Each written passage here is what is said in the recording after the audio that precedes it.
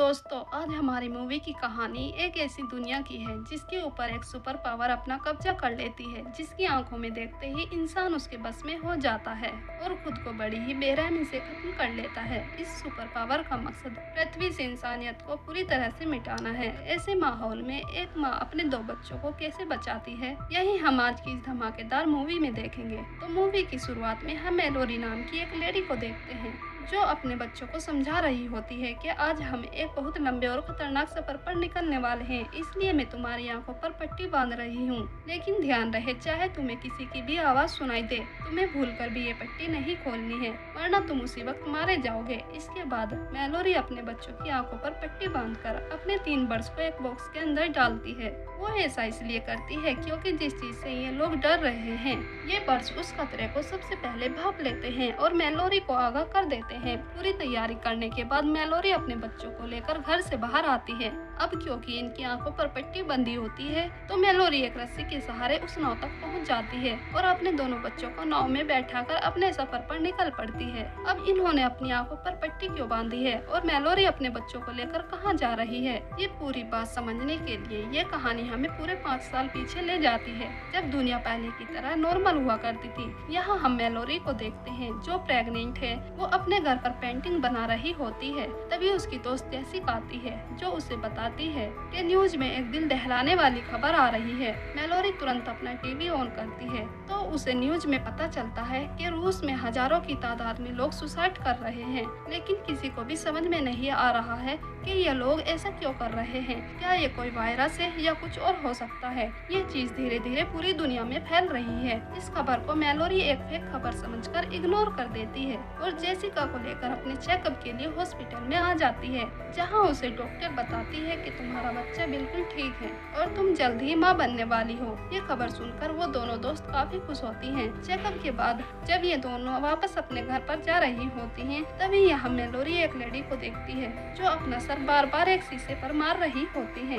ये देखकर मेलोरी समझ जाती है कि जिस चीज के बारे में उसने न्यूज में देखा था वो इनके शहर तक पहुँच चुकी है। मेलोरी जल्दी से जेसिका को लेकर गाड़ी में आ जाती है और उसे वहाँ से निकलने को कहती है। जेसिका जल्दी से गाड़ी लेकर घर की तरफ निकल पड़ती है, लेकिन तब तक हालात बहुत ज्यादा खराब हो जाते हैं। पूरे शहर में अफरा तफरी मच जाती है और तभी जेसिका उस अदृश्य चीज को देख लेती है, जिसको देखते ही उसकी आंखों का कलर चेंज हो जाता है और वो खुद को खत्म करने के लिए गाड़ी की स्पीड बहुत ज्यादा बढ़ा देती है। मेलोरी गाड़ी को कंट्रोल करने की कोशिश करती है, लेकिन तब तक उनकी गाड़ी दूसरी गाड़ी से टकरा जाती है और इनकी गाड़ी पलट जाती है, मगर ये दोनों फिर भी बच जाती हैं। लेकिन जेसिका खुद को खत्म करने के लिए एक ट्रक के सामने आकर खड़ी हो जाती है, जिसकी वजह से उसकी मौत हो जाती है। अपनी दोस्त की मौत के बाद मेलोरी बहुत ज्यादा डर जाती है। वो लोगों के साथ दौड़कर अपने घर जाने लगती है, लेकिन तभी उसका पैर फिसल जाता है और मेलोरी नीचे गिर जाती है। उसे देखकर एक लेडी मेलोरी के पास आने लगती है, मगर वो भी उस अदृश्य चीज को देख लेती है और वो भी अपना आपा खोकर एक जलती हुई गाड़ी के अंदर आकर बैठ जाती है और खुद को खत्म कर लेती है। तभी यहाँ पर टॉम नाम का एक आदमी आता है जो मेलोरी को उठाकर अपने साथ एक घर के अंदर ले आता है। यहाँ कुछ और लोग भी पहले से मौजूद होते हैं। वो सब बहुत ही ज्यादा डरे हुए होते हैं। किसी को कुछ भी समझ में नहीं आ रहा था कि ये सब हो क्या रहा है। तभी इन्हें न्यूज से पता चलता है कि वो अदृश्य चीज कुछ ही घंटों में पूरी दुनिया में फैल गई है और इंसान भारी तादाद में कुछ रहस्यमय तरीके से खुद को खत्म कर रहे हैं। अगले ही सेकंड फोन और टीवी का सिग्नल चला जाता है। ये बात इन लोगों को और भी परेशान कर देती है। वो लोग अपने घर की सभी खिड़कियों और दरवाजों को बंद कर लेते हैं ताकि गलती से भी कोई बाहर ना देख पाए और इसी तरह से इन्हें इस घर में 3 दिन हो जाते हैं। इनमें से किसी को कुछ भी नहीं पता कि बाहर हो क्या रहा है। तभी अचानक इनका दरवाजा कोई नॉक करता है तो पूछने पर पता चलता है कि वो एक प्रेग्नेंट लेडी है जिसे मदद की जरूरत है, मगर इन्हें इस बात का डर है कहीं ये लेडी भी इन्फेक्टेड तो नहीं। और टॉम खुद रिस्क लेकर उस दरवाजों को खोलता है और उस लेडी को अंदर ले लेता है और ये लेडी बिल्कुल नॉर्मल होती है क्योंकि इसने अपनी आंखों पर पट्टी बांध रखी होती है।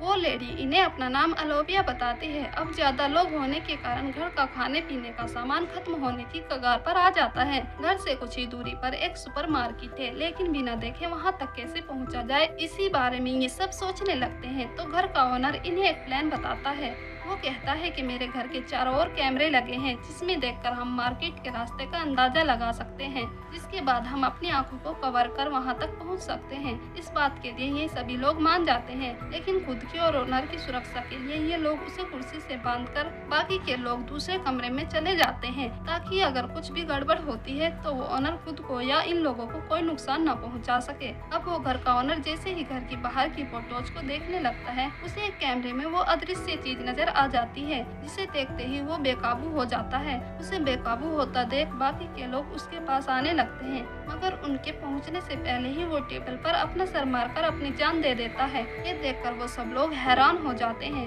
उन्हें ये बात समझ आ जाती है कि उस चीज को स्क्रीन पर देखना भी उतना ही खतरनाक है जितना कि आमने सामने।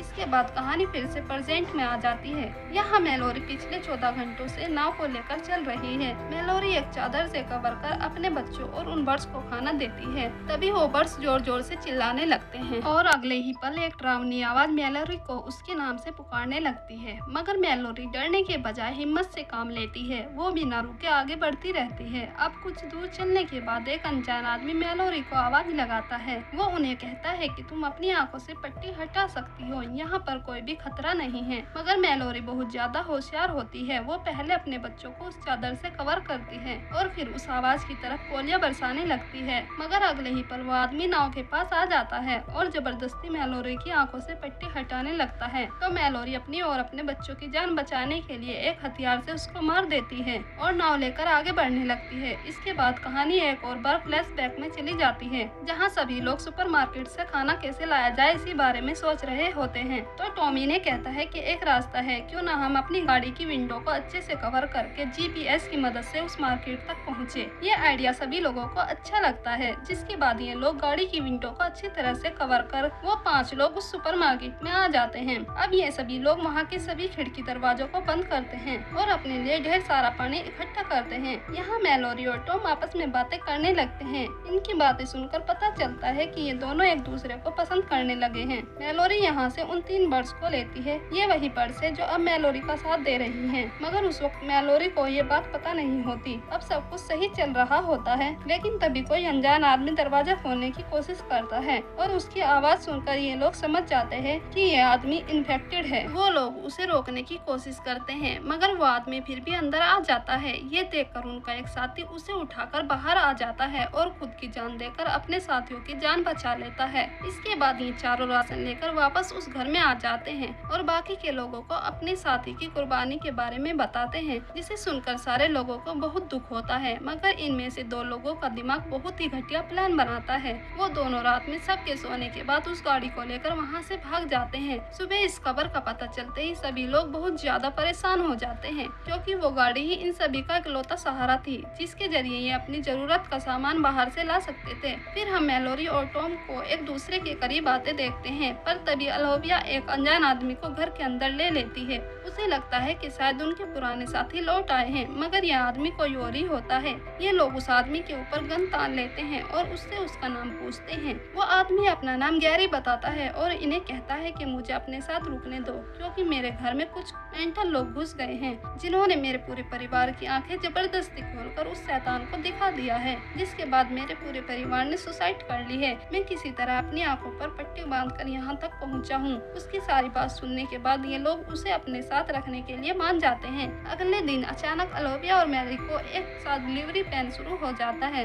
मैलोरी एक खूबसूरत लड़के को जन्म देती है और अलेविया एक लड़की को जन्म देती है, पर तभी गैरी अपना असली रूप दिखाता है। वो सबसे पहले उस शैतान के स्केचेस को निकालकर टेबल पर रखता है। उसकी आंखों को देखकर साफ पता चलता है कि वो भी उस शैतान के बस में है। इसके बाद गैरी खिड़की और दरवाजों पर लगे सारे अखबारों को हटा देता है। फिर तभी यहाँ पर टॉम आ जाता है, मगर गैरी पीछे से आकर टॉम के सर पर हमला कर उसे बेहोश कर देता है और वहाँ से ऊपर आकर सभी खिड़की और दरवाजों को खोल देता है। अब अलोविया खिड़की के सामने ही बैठी होती है, तो खिड़की खुलते ही अलोविया उस चीज को देख लेती है, जिसे देखते ही अलोविया भी उसके बस में हो जाती है और सुसाइड करने लगती है। मगर उसके सुसाइड करने से पहले ही मैलोरी उससे बच्चा छीन लेती है और अलोविया खिड़की से कूदकर अपनी जान दे देती है। तब तक गैरी एक ओल्ड लेडी को पकड़कर उसकी जबरदस्ती आँख खोलकर उस शैतान को दिखा देता है। इसकी वजह से वो लेडी भी सुसाइड कर लेती है। अब गैरी मेलोरी के पास आता है, मगर मेलोरी खुद को और उन दोनों बच्चों को एक चादर से कवर कर लेती है, मगर गैरी उस चादर को हटाने लगता है। तभी यहाँ पर डगलस आ जाता है, जो अपनी आंखों को बंद कर गैरी के ऊपर गोली बरसाने लगता है।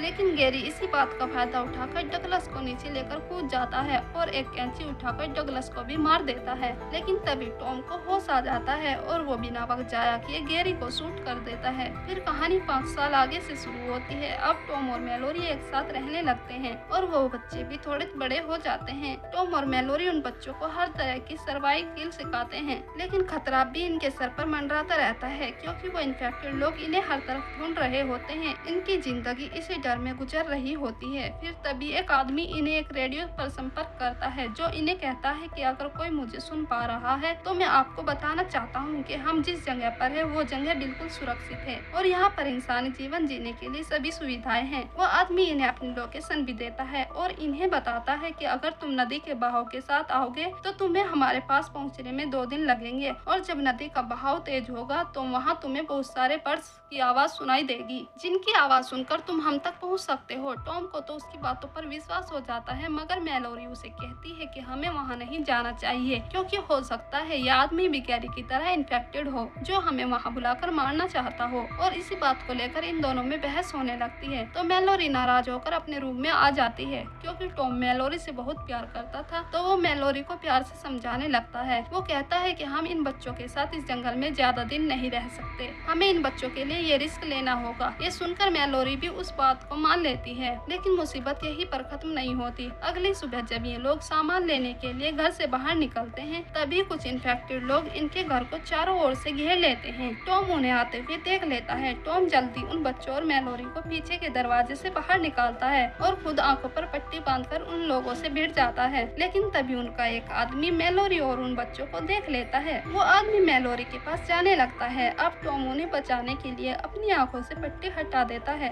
और एक एक को गोलियों से मार देता है। वो अदृश्य शक्ति वहाँ पर पहुँच जाती है, जिसे देखकर टॉम भी उसके वश में हो जाता है और वो खुद को ही शूट कर अपनी जान ले लेता है। गोली की आवाज सुनकर मेलोरी अब समझ जाती है कि टॉम अब नहीं रहा। वो दोबारा उस घर के अंदर आकर बहुत रोती है, क्योंकि अब वो पूरी तरह से अकेली पड़ जाती है और वो उन बच्चों को लेकर रिंग की बताई हुई जगह पर जाने का फैसला करती है। वो पूरी तैयारी कर बच्चों को समझाने लगती है कि हमारा सफर 2 दिन का है, इस बीच चाहे कुछ भी हो जाए हमें अपनी आंखों से पट्टी नहीं हटानी है। ये वही सीन होता है जो हमने मूवी के स्टार्ट में देखा था। फिर कहानी प्रेजेंट टाइम में आ जाती है, यानी मेलोरी को अपने सफर पर चलते हुए पूरे 42 घंटे हो जाते हैं। मेलोरी अपने बच्चों को समझाती है कि बहुत ही जल्द हमारे सामने एक ढलान आने वाली है, जिसके बाद नदी का बहाव बहुत तेज हो जाएगा, इसलिए नाव को कसकर पकड़ लेना। धीरे धीरे इनकी नाव नीचे उतरने लगती है। अब पानी का बहाव बहुत तेज हो जाता है, जिसकी वजह से इनकी नाव पलट जाती है और ये तीनों पानी में बहने लगते हैं। मेलोरी अपने बच्चों को किसी तरह पकड़कर पानी से बाहर आ जाती है। यहाँ आने के बाद मेलोरी ने मुश्किल पड़ाव को पार कर लिया था,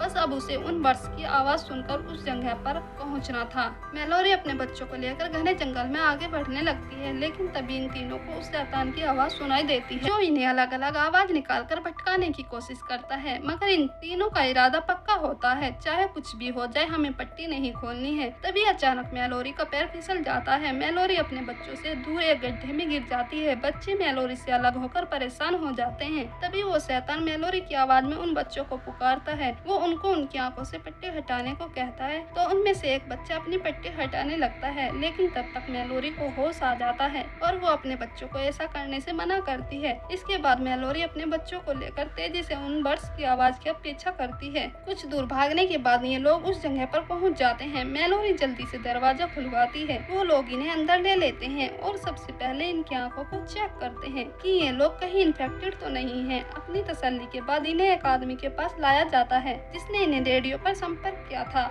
अब मेलोरी अपनी आंखों की पट्टी हटाती है तो वो देखती है कि एक ब्लाइंड स्कूल है। यहाँ पर ज्यादातर लोग देख नहीं सकते और यही कारण है कि वो सुपर पावर इनका कुछ नहीं बिगाड़ सकती। मेलोरी और उसके बच्चे यहाँ पर पूरी तरह से सेफ हैं। मेलोरी के बच्चे यहाँ अपने जैसे और भी बच्चों को देखते हैं, जिनके साथ मिलकर वो बहुत खुश होते हैं। उन बच्चों को पहली बार आजादी का एहसास होता है। मेलोरी अपने बच्चों को देखकर सुकून का सांस लेती है और इसी सीन के साथ हमारी इस बेहतरीन मूवी का एंड हो जाता है।